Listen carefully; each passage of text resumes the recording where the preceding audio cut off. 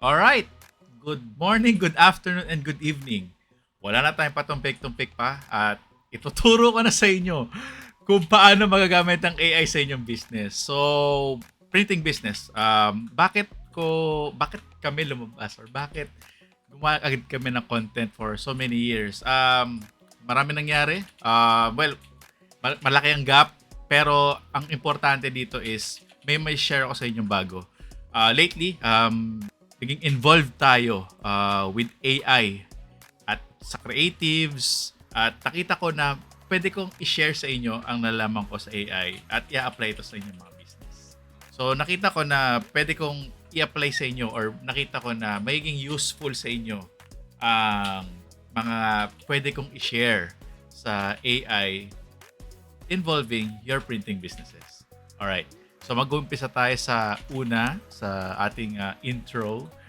So, kung may printing business ka o gusto mong magsimula, ito ang pinaka-importanting mapapanood ngayon. Sorry. Kung may printing business ka o gusto mong magsimula, ito ang pinaka-importanting video na maaari mong mapanood this 2026. With a lot of things happening in AI, kung wala kang alam sa AI, this is the perfect starting point kung paano mapapaliwanag sa iyo kung paano siya pwedeng i-apply sa business mo. Huwag kayong matakot.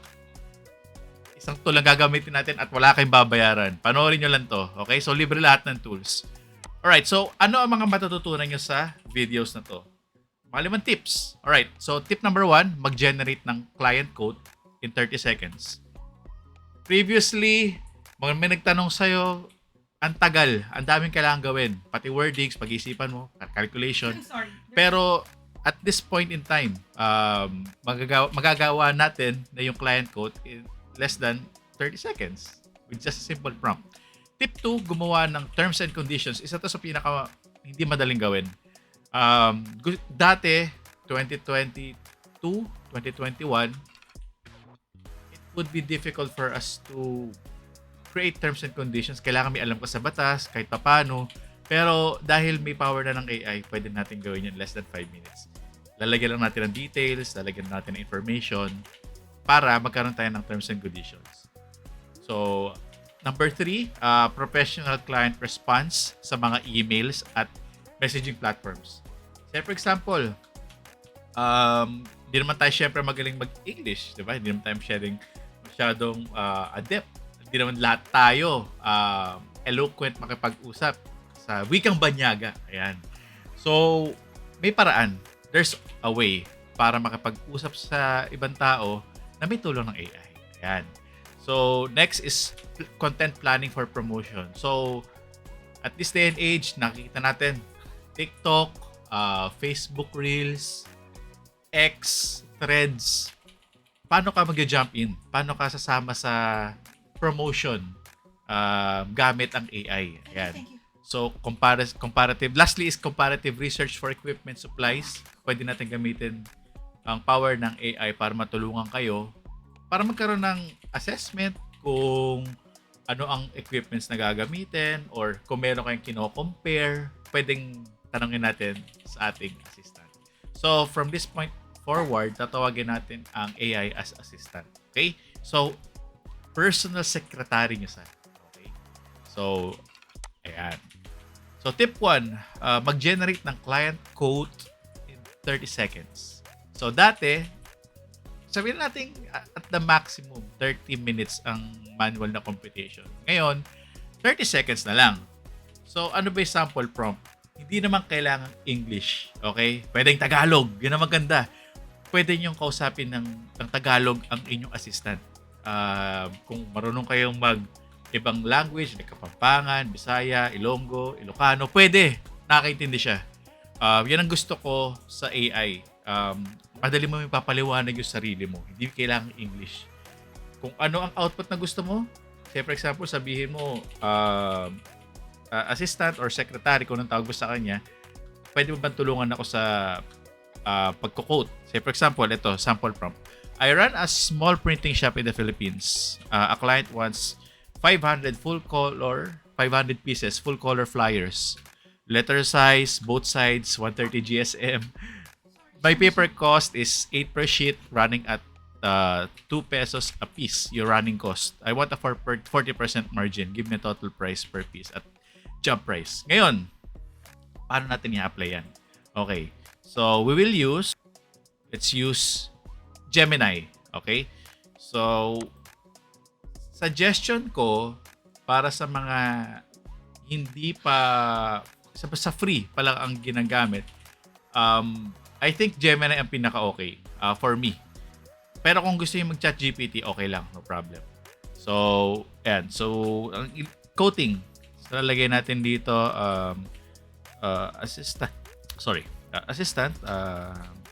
Kaya pwede mo ba akong tulungan maggawa quotation para sa aking printing business?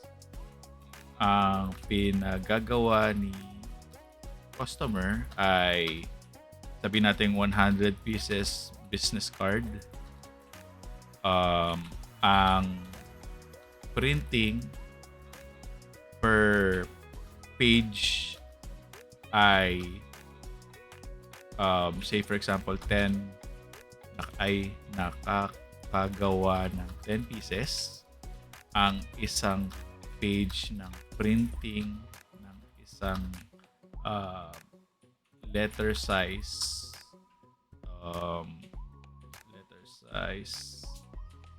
print out ay sabihin natin 30. Kunyari lang 30 pesos. 30 PHP. Nakakagawa ng 10 pieces. At ako ang magkakat nito. Magkano ang proposed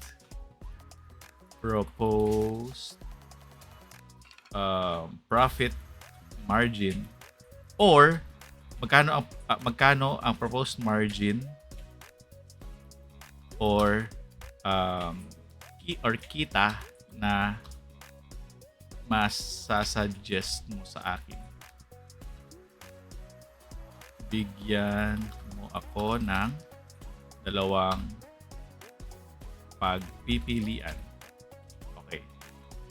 Please pakibigay ang sagot mo in English na pwede kong i-present sa customer. Okay. Ang importante dito guys, pag gumagawa kayo ng prompt, bigyan nyo ng maraming kwento. Bigyan nyo ng maraming context. Kasi mas maraming context ang naibibigay nyo, mas maganda at accurate ang sagot ng ating assistant. So, ayan, okay na yata ito. Okay. Tingnan natin. Ayan. So, ito na yung breakdown. Ayan. Cost per page. Base cost is 300. So, ayan, nakapagbigay siya ng quotation. So, ayan. So, nakapagbigay siya ng 500 pesos or 700. Depende sa inyo. I mean, at least pag nagbigay siya ng price, hindi kayo manghuhula. Ayan. Kasi binigay niya kayo ng ng inclusive of manual cutting and finishing. So, may craftsmanship fee pa siya. Ayan. Nakagawa ka na ng price quotation. So, hindi ka na mag-iisip. Hindi ka na mag-calculate. So, nandito na lahat. At may maganda na siyang specifications. Saka yung mga terms and conditions. Ngayon, kung gusto mong palitan to, pwede naman. So, copy-paste mo lang, tapos pwede mo siya ilagay sa Word file. Ayun. So, ang ating susunod is gumawa ng terms and conditions in 5 minutes. Okay, so yung terms and conditions, protection ng mga printers to between the contractual relationship ng customer nyo, saka kayo din.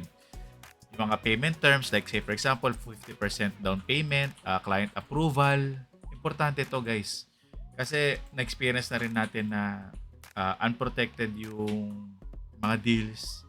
So, parang ang nangyari, bati kayo sa una, ngayon pag meron di nagustuhan, doon pala maglalabasan yung mga terms and conditions. Hindi naman na pag-usapan yan, hindi naman dapat O kaya wala naman sa usapan yung ganito, o kaya wala naman sa fee natin yung dinagdag na design fee, yung mga gano'n.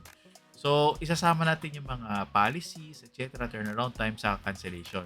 So, paano ka gagawa ng terms and conditions in 5 minutes? Ngayon, simplihan lang natin. Simplihan lang natin, guys. So, say for example, open tayo ng new chat. Ayan. So, lagyan natin assistant. Pwede mo ba akong tulungan gumawa ng simpleng terms and conditions para sa printing business ko with a client. Ngayon, alam mo na yung ibang ideas nito eh. Alam mo na yung ibang gusto mo. Ano yung alam mong ibang gusto mo, ilagay mo na. So, gusto mo ng ito ang mga gusto ko sa contract. Ayan. 50% down payment. Sabihin natin 7 business working days to finish. Tapos, start the process upon approval of design. Tapos, sabihin na natin design fee is, say for example, natin 1,000 pesos. 1,000 pesos. Tapos, ang revisions, up to 3 revisions. Sabihin natin ganito, ang gusto mo.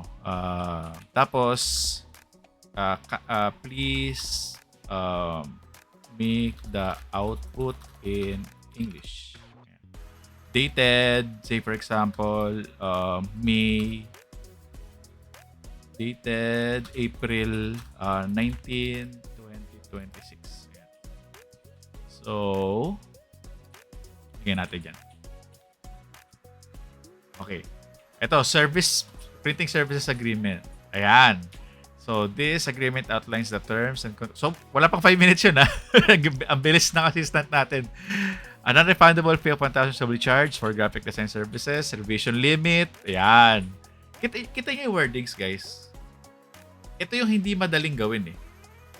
No matter how good we are pagdating sa English, iba yung written. So, kailangan natin ng assistant. And AI is a perfect partner for this kind of process. So, in the future, magkakaroon tayo ng ibang episodes na magta-touch pa sa pagbibigay ng context kay assistant para maging mas personalized pa siya. Katulad na sinabi ko kanina, the more context you give, the more accurate the answers are going to be. Katulad nito, guys, nilagay natin yung mga alam natin, 50% down payment. Tapos yung, ito, di natin dinagdag to, the final remaining must be settled in full upon completion or before the final delivery of printed materials. Production timeline, kapag na-approve na yung final design. Ayan. Turnaround time, 7 business working days, depende sa inyo. Tapos delays, ayan. The business shall not be liable for delays caused by pending design approvals or late payments from the client. So, importante, guys. Kita nyo naman kung gaano kayo ka-protected nito. So, hindi ko sinasabing bulletproof contract to, pero it protects you in some way. Oh, ito po yung pinag-usapan natin, sir. Ito po yung pinag-usapan natin, ma'am. At nagkapirmahan po tayo. So, pwede nyo siyang i-present. Just in case magkaroon ng discrepancies, issues, problems, meron kayong contract na pinangahawakan. Ayan. So, ikaka-paste nyo lang to, tapos talagay sa letterhead nyo, tapos pipirmahan na. Andali, di ba?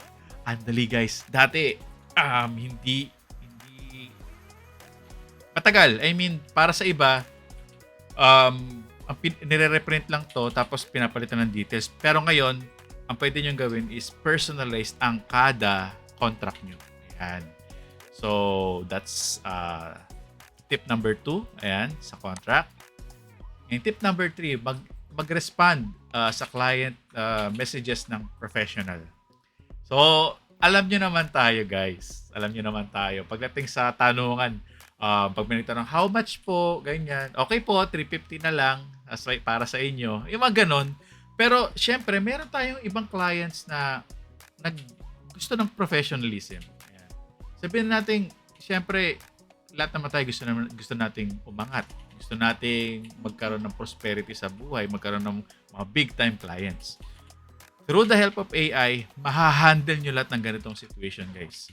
Kahit sino pa magtanong sa inyo, kahit sino pa mag-email sa inyo, kahit kumpanya na malaki, medium size, mga professionals like accountants, doctors, attorneys, kaya nyo na sumagot ng professional.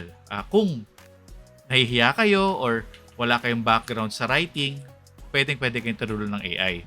So, ito yung magiging AI assisted na sagot. Good day, para ma-process namin tarpaulin. Actually, hindi pa ganun ka-professional to. Pero kumpara naman dun sa isa, typical na sagot, di ba?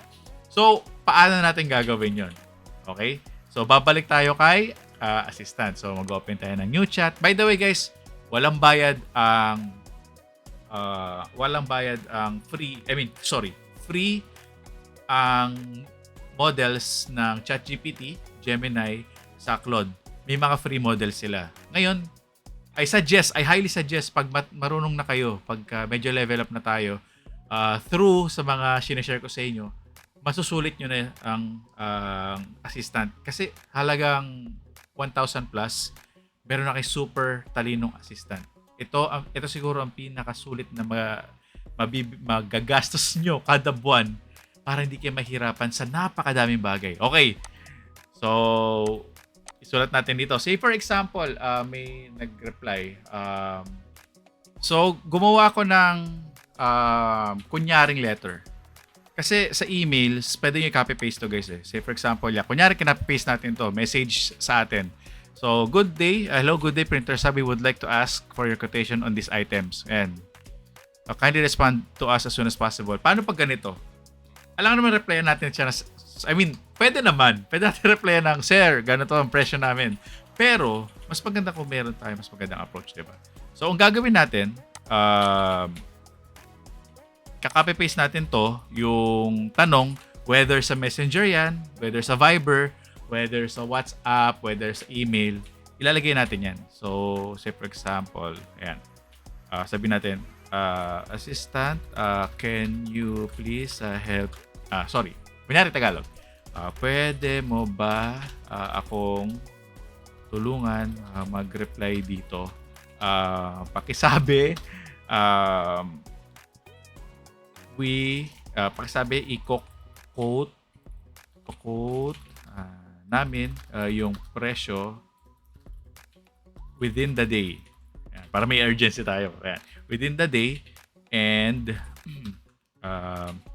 magpasalamat tayo sa pagbigay sa atin ng chance na magbigay ng presyo sa client. Please, paki-English and professional and respectful. Yan. At professional and magalang ang sagot natin. Ayan. Okay. So, tingnan natin kung paano mag-reply. Ayan. Okay. So, quotation inquiry, XYZ Company. Good day. Thank you so much for reaching out to Printers Hub and giving us the opportunity to provide a quotation for your printing needs. We are currently working on the cost of the following items. We will send a formal quotation within the day. Let us know if there are any other specific details or delays we should take. Tito nyo naman, guys. Assistant nyo. Galing. Diba? So, hindi ka na nahirapan. Hindi ka na nag-isip. Sinabi mo lang gusto mo. Tagalog mo pa kinausap. Diba? Magkakaintindihan kayo ngayon ng kausap mo. Diba? So, yan guys. Imagine nyo na lang kung gaano kadami pwede kayo mag-reach out, pwede nyo kausapin, na napaka-professional ng approach nyo, diba? Ngayon, paano kung di email, diba? Sabihin natin Messenger. So, sabihin natin, assistant, pwede ba natin iklian? Kasi sa Messenger lang kami nag-uusap para di masyado mahaba. Ayan. Ito. Hello, Mr. J. Thank you for giving us the chance to quote these items. We are currently working on it and we will send the price within the day. We'll get back to you shortly. Thanks again. Napaka-respectful, di ba? So, wag niyo kakalimutan magbigay ng context lagi na respectful at professional. Yung mga ganon. Well, kahit di nyo naman ilagay, magiging, I think, respectful pa rin naman. Pero syempre, iba yung sinabi mo. So, mas magbibigay siya, na mas makukuha niya context ng message mo kapag ka binigay mo instructions. Okay? So, yan guys. Nakita niyo naman, assistant niyo. Hindi, di ba? Okay. So, next tip is number 4. Content planning for promotion. Okay. So, iniisip mo ng sobrang tagal na. Paano ba ako magsisimula ng isang Facebook group or not Facebook group but Facebook channel or Facebook account para sa business ko or X account, Twitter, TikTok, etc. Ngayon, mahirap mag-isip ng content sa totoo lang. Hindi madali. Pero para hindi ka na mahirapan gumawa ng hindi ka na mahirapan mag-isip ng idea, hindi ka na mahirapang mag-isip ng script or maipopost mo, pwede kang humingi ka ng tulong kay assistant. Okay? So, say for example, iulitin natin. Okay? So, gusto mong magkaroon ng promotion. Anong ibibigay mo sa kanya? Ngayon, kailangan ibigay mo yung name ng business mo. Say for example, okay. So, sinulat ko, hello assistant, need ko gumawa ng content para sa negosyo ko na XYZ printing. Ang expertise namin ay souvenirs like mugs, cups, saka shirts. Ano mo suggest mo sa amin na content plan para sa amin for the next 7 days? Kulang to. Kulang to na context. Pero for the video sake, makikita natin kung paano siya gagawa. Pwede nyo sabihin na ask questions sa akin o ask me questions before ka sumagot. Pwede rin yun. Kasi magtatanong siya ng mga deeper questions. Pero ulitin ko, sa basics lang muna tayo. Ayan. Kasi ibang level na yun eh. Yung pag nagpapatanong ka na ng clarifying questions kay assistant. So ito, kumusta? Exciting yan. Okay. Grand intro, isang high quality TikTok reel. Ayan. Caption hook. Perfect gift or giveaway, we got you covered at XYZ Printing. Ayan. Tapos video ng actual printing, yung usok ng heat press, yung pagpil ng vinyl. So, pwede yon. Ito yung mga bagay na hindi ka na mahirapan mag-isip. So, kung may gusto ka, ilagay mo siya as context. Ngayon, ito na yung caption mo. So, ang gagawin mo na lang, mag-video. Ito na yung caption mo. Kung gusto mo ng kung gusto mo ng Tagalog, okay lang din. Tapos, pwede ka magpadagdag ng hashtags, ganon. So, one way of making things easier for you para i-promote ang business mo is humingi ng tulong kay AI. Ayan. So, that's the 4th one. And then, last certainly but not the least, mag-research ng bagong products at presyo. Ayan. So, say for example, meron kang inaay na printer. Ayan. Pwede mo siyang tanungin dito. So, nyari lang. Maglagay tayo ng question. So, ang tanong ko is, ano ang best entry-level printers for 2026 sa Philippines? So, say for example, gusto mo pa lang pumasok sa business ng printing. Gusto mo lang bumili ng bagong printer. So, ayan. Magbibigay siya ngayon ng sample. Okay. So, sabi niya, best overall value sa money, Epson EcoTank, L3250. Meron daw siyang print, scan, copy, Wi-Fi direct. At sabi niya, bakit ito? Napakadaling hanapan, repair at murang ink kahit saan. Ngayon, you can dig deeper pa dito, guys. Tingnan natin ano sources niya. Sources niya, PC Mag. Ngayon, pwede ka magpa-research sa Lazada. Sabihin natin, assistant sa Lazada at Shopee. May ma-recommend ka ba? Ayan. Natin. Kasi, syempre, marami naman bibili sa Lazada sa Shopee. Ayan. Ito yung mga price. So, sabi doon, yun pa rin, L3250, tapos ang best budget daw, is ito. Lazada price. Bakit ito? Kasi ito ang pinakamurang official ink tank printer. Kaya mas okay ito kaysa lumang 10-10. Hindi ko alam kung ano to. Pero kung gusto mo ng hardcore daw, may itong brother. Ngayon, pwede nating makita yung links nito. Teka. Can you provide the links? Tingnan natin kung pwede provide yung link. Ayun. Tingnan naman guys, napakasipag ng ng assistant natin. O, see? Di ba? So, pwede nyo yung puntahan ngayon. Tapos, titignan nyo, syempre, ang ibig ko lang sabihin dito kung bakit tayo humingi sa kanya ng assistance is para hindi kayo mahirapan. Andiyan na sa harap nyo. Tatanungin nyo na lang, bibigyan nyo siya ng context para hindi kayo mahirapan mag-decide, di ba? Ngayon, kung papel yan, pwede naman. Kung QUAF or kung ibang klaseng brand ng paper, ang okay sa inyo, printer, heat press, ayan. Pero syempre, pag heat press or bibili kayo ng equipment, pwede rin kayo mag-consider ng Reddit, ganon. So, ayan guys. So, research sa pagkita, say for example, demand. Tignan natin. Try natin to Okay guys, so ang tatanungin natin kay feasibility study. Tignan natin Di ko pa nasubukan to, pero try natin. Okay.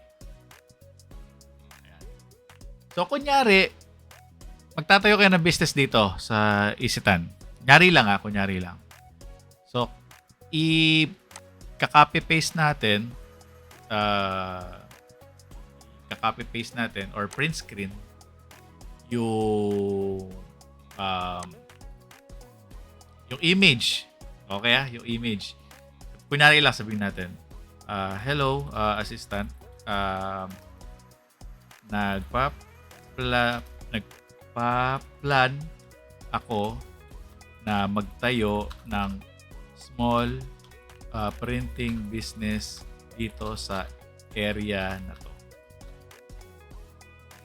Tingin mo feasible ba?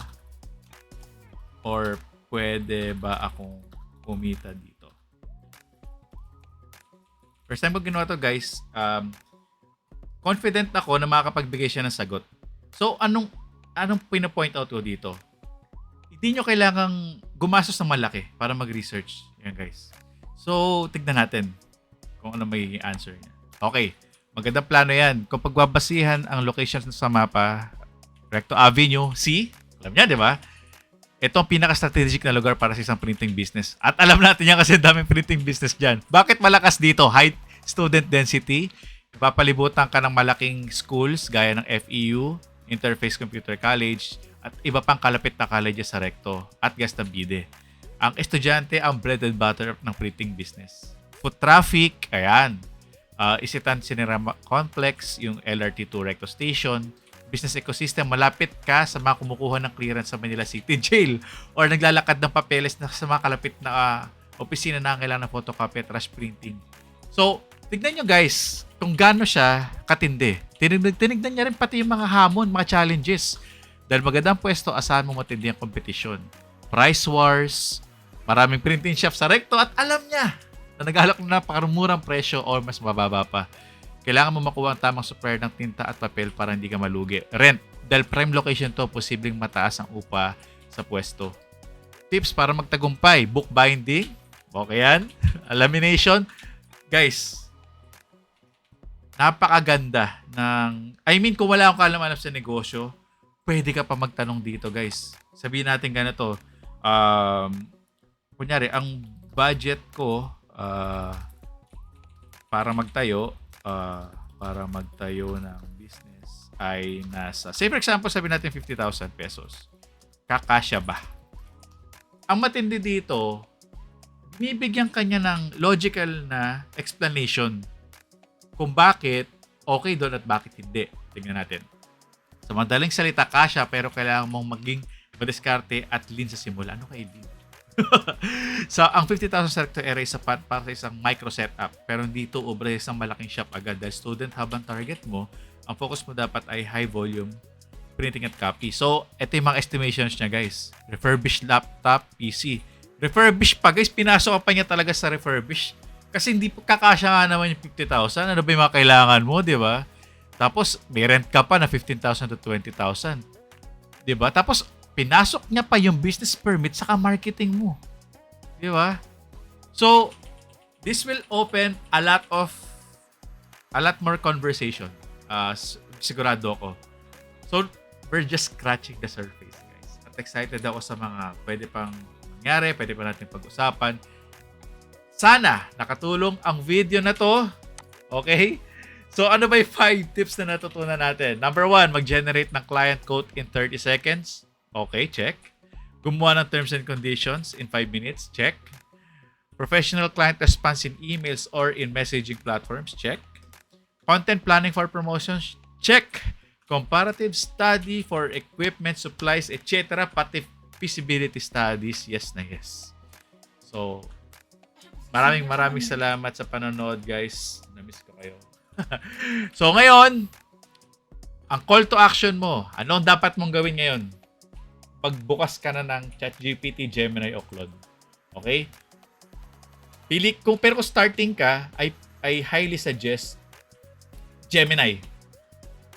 Gemini muna tayo kasi may gagawin tayo dun eh. Gagawa tayo ng personality ng assistant natin. So, ang next episode natin ay kung paano gumawa ng personal assistant na kilala ka, kilala ang business mo. Alam niya kung paano kanya sasagutin sa mga tanong mo regarding sa business mo. Ayun. So, kung nagustuhan nyo ang konting knowledge sharing natin, subscribe sa Printers Hub para sa mga susunod na tips at sumali kayo sa aming support group sa Facebook. So, maraming salamat guys sa 6,000 followers. Grabe kat wala tayong video. Umabot tayo 6,000. Thank you so much guys. Maraming salamat. Ayan. So, thank you so much guys. And until the next episode, see you.